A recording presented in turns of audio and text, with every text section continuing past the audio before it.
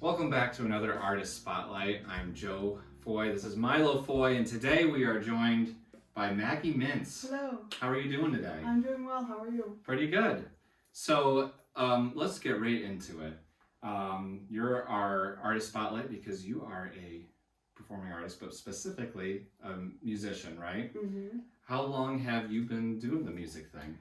I would say that I started actually doing music this year, but I've always written music since the age of like 12. I started creating music. Yeah, because I had met you way back in the day, I guess, and you had played some songs. I was like back 17 when you met me. Mm-hmm. Yeah. But now, why do you say that you've kind of like this is the year when you feel like you're really a musician? This is the year when I actually went against like my fears of recording and putting myself out there because I thought I wasn't going to do anything or make it, and I still feel that. But I definitely this year, like I have, put out music. I've put out 2 songs, which to me is, like way over what I wanted to achieve as a goal. So like this is me starting to make my mark as an actual legitimate musician. Yeah.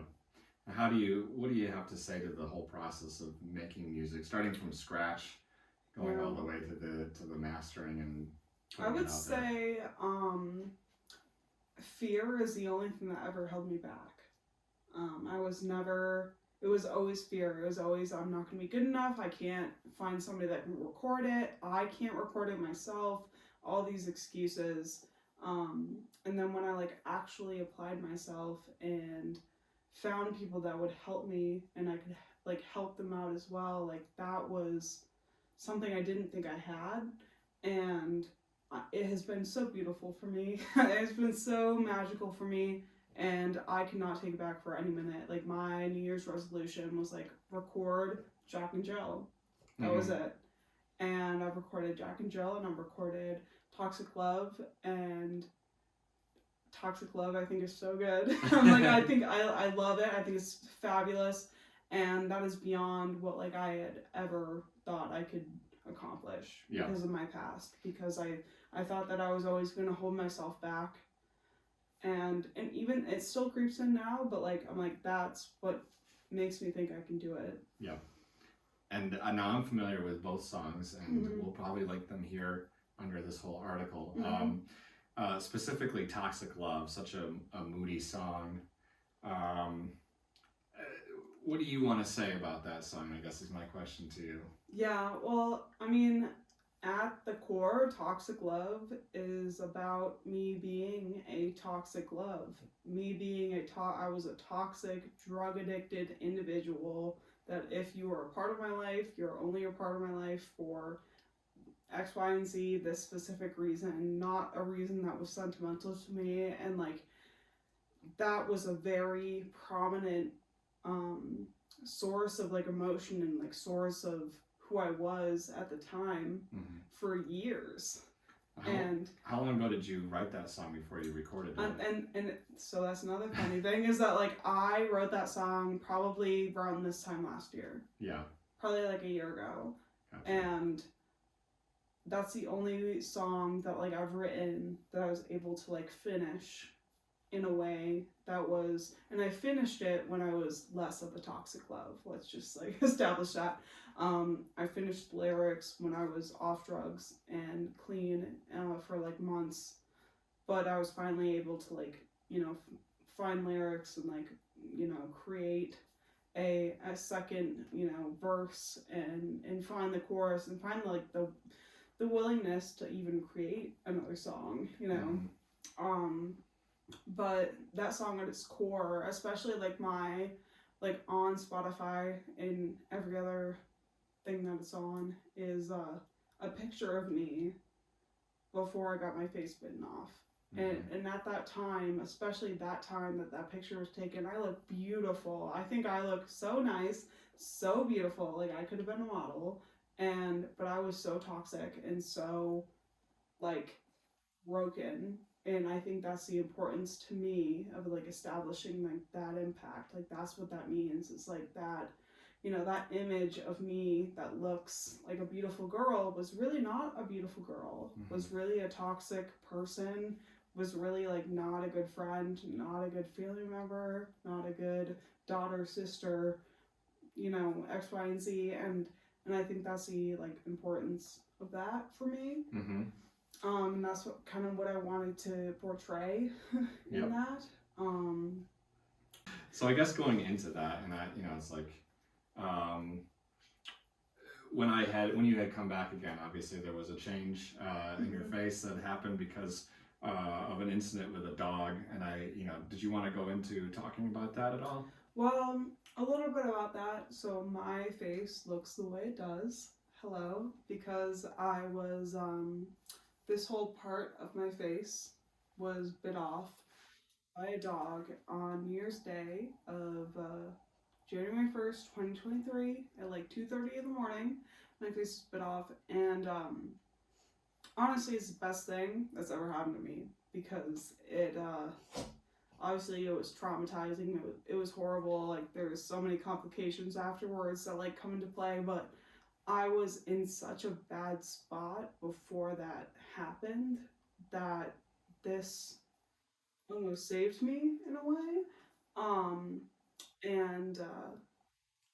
And that's about it. Like it saved me. I think if my face wasn't bitten off, I don't know I don't know what I would have done. I was a reckless, irrational, irresponsible individual. I was addicted to drugs. I was just scaring my family, and like now, and then I got my face bit off, of course, and then on like a performance basis, I mean, when it happened, because were you playing much music around that time when it happened? Yeah. I was playing music, and I'll tell you, like in the hospital, I was so scared I couldn't sing. I literally have videos on my phone of me playing, like recording myself, trying to like take videos of myself singing. But it was like post-surgery, of course I couldn't sing. Right. You know, of course I was too swollen, like I had full facial reconstruction, but I was scared. I was so scared that I wouldn't be able to sing. Yeah. That was, and that's still, even after my last surgery that I had, that opened up my mouth more. I've heard a difference in singing, and it scares me. And like my biggest fear is like not being able to perform like I could, you know, at one point or the other. Yeah, and I've noticed that, like, I mean, when you listen to the songs that you recorded, and you've had some surgeries since that time, it's hard to tell, honestly. Really? Okay.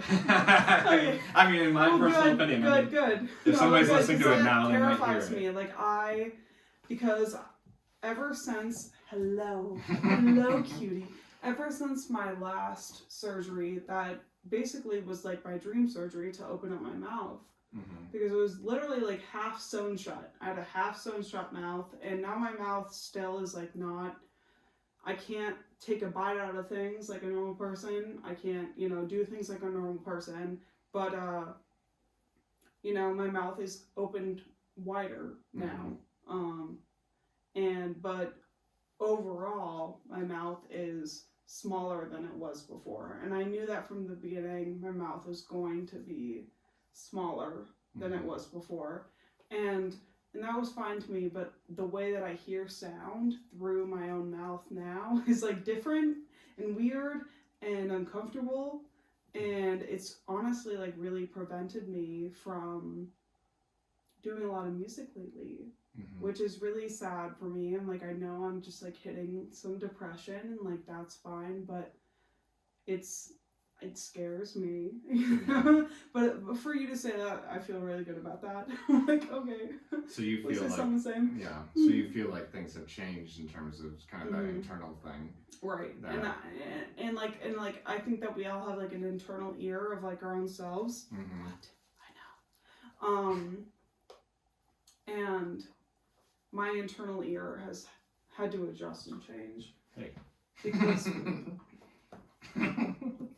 like, if anyone asks if I'm still scared of dogs, no.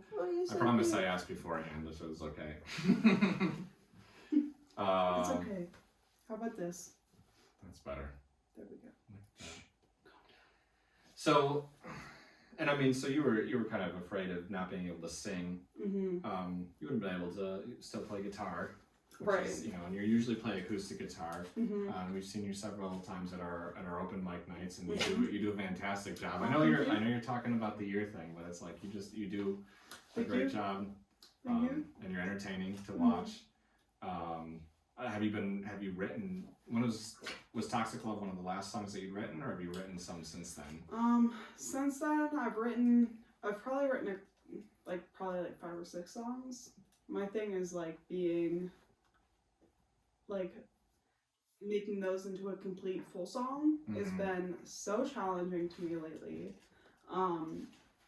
Obviously, like being in the past for me, my biggest struggle right now is like, to be completely honest, is like I used to like be on heavy drugs, Mm-hmm. and that was my motivation for the day.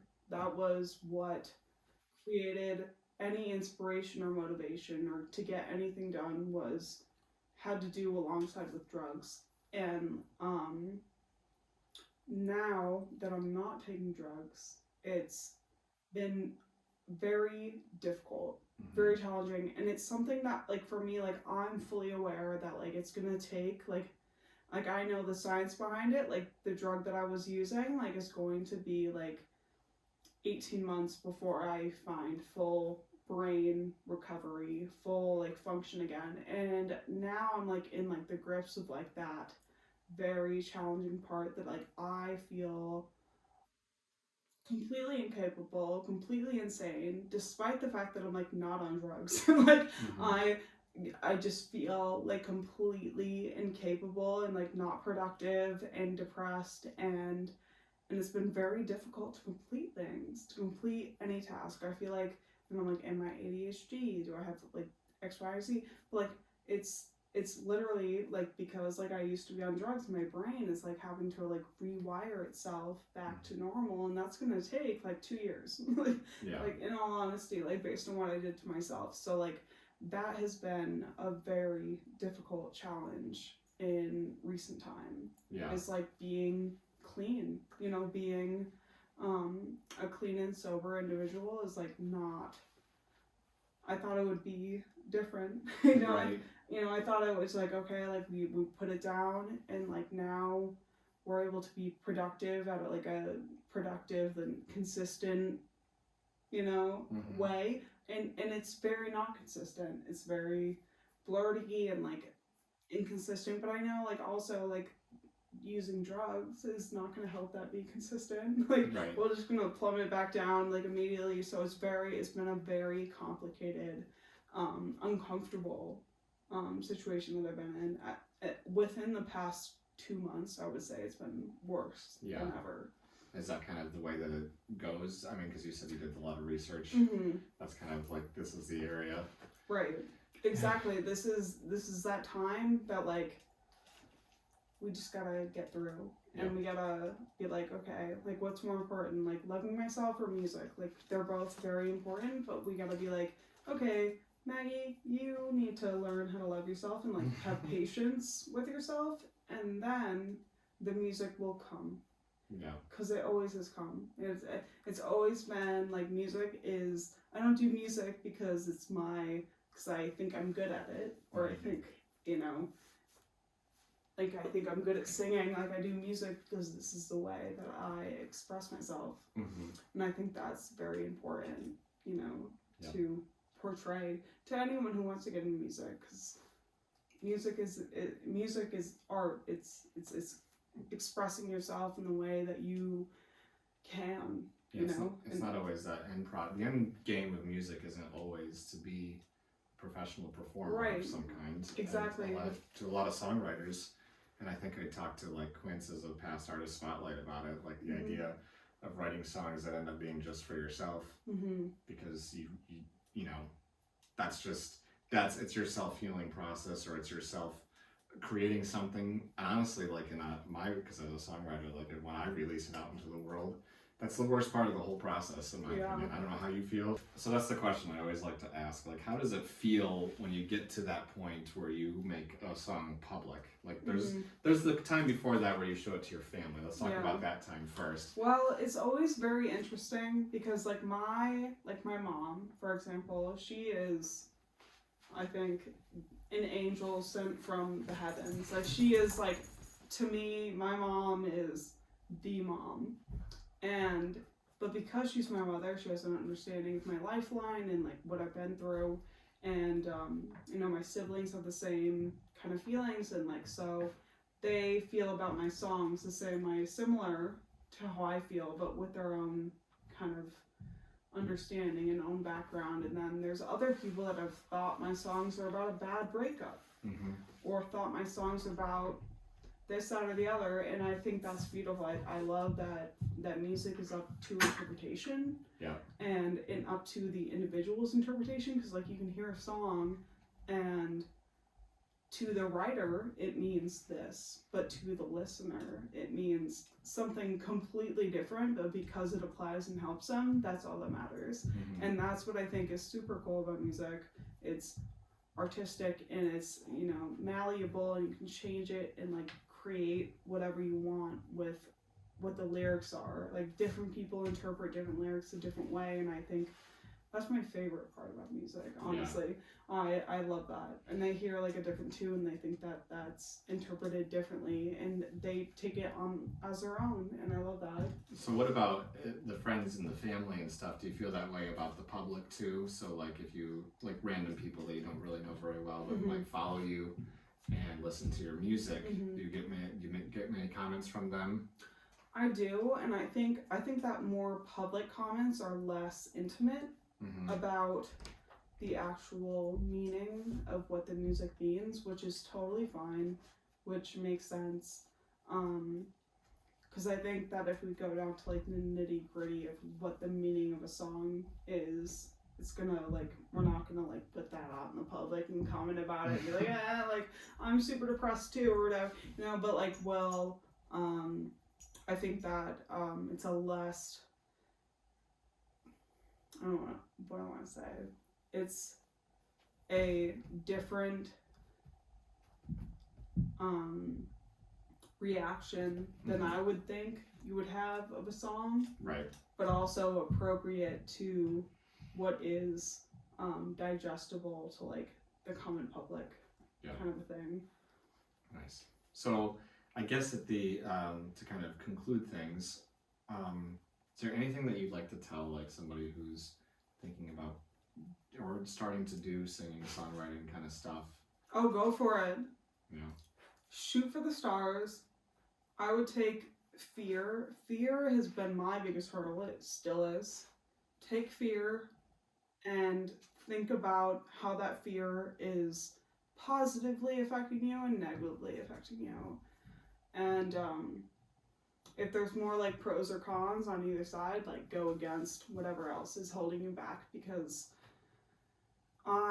it's, you know, for me, like my mental health and my music has been so like tightly wound together, and if mental health is what like helps push you to do music, then find a way to find something that's not mental health that's going to pull you away from it. If it is, it's just like my mental health will pull me away from music at any given day, and that's not really what I want to do. So like, if you struggle with depression, get help. If you struggle with any mental health, get help.